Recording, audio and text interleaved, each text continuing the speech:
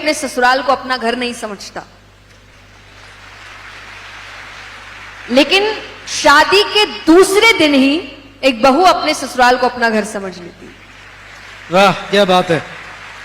कि शादी को मानो 2 ही दिन हुए हैं और वो अपने मायके आई है और वो अपना समय बिताती है और जाते वक्त उसके शब्द होते हैं अच्छा घर जाती है। कि 2 दिन में उसको भी नहीं पता चला और उसका घर का मतलब बदल गया। तो देखिए, रिश्ते ऐसे तो हर रिश्ते के लिए कहा गया है कि आपको एक दूसरे को समझना पड़ेगा। ताली दोनों हाथों से बजती है।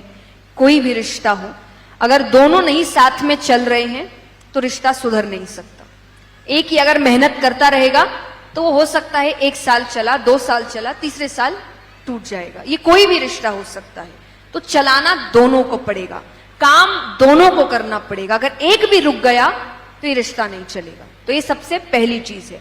दूसरा जो हमने अभी बात की थी, कॉम्प्रोमाइज, एडजस्टमेंट्स। आपको ये समझना पड़ेगा कि आपका पार्टनर या आपके जिनके साथ भी रिश्ते हैं वो एडजस्टमेंट करे, कॉम्प्रोमाइज ना करे। ये जिम्मेदारी सामने वाले की है। फॉर एग्जाम्पल, मैं हमेशा शादी के लिए कहती हूं कि एक पत्नी की उसके ससुराल में क्या इज्जत होगी ये पति तय करता है।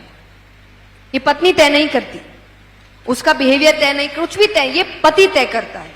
क्यों? क्योंकि वो उसके पीछे आई है जी।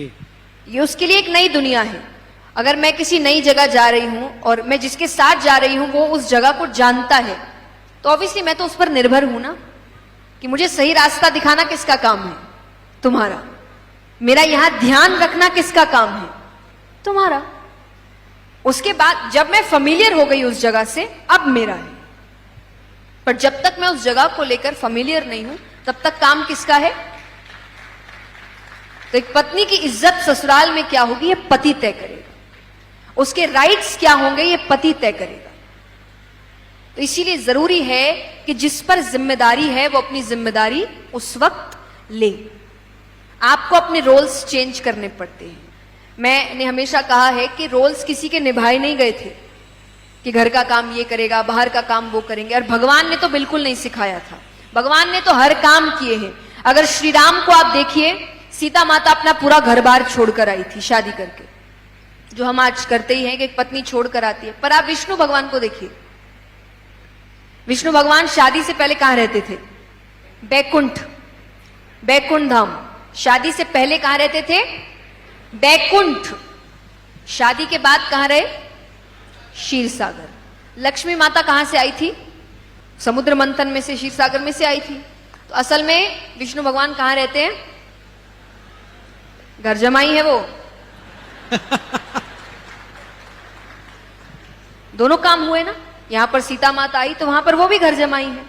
दूसरा रूप देखिए, जब गोपियों की और कृष्ण की बात आती है तो जब शाम का समय होता था भगवान गैया चराकर घर लौटते थे, जो उस वक्त का ऑफिस होता था जी। सुबह निकलते थे, शाम को आते थे। समय समय की बात है।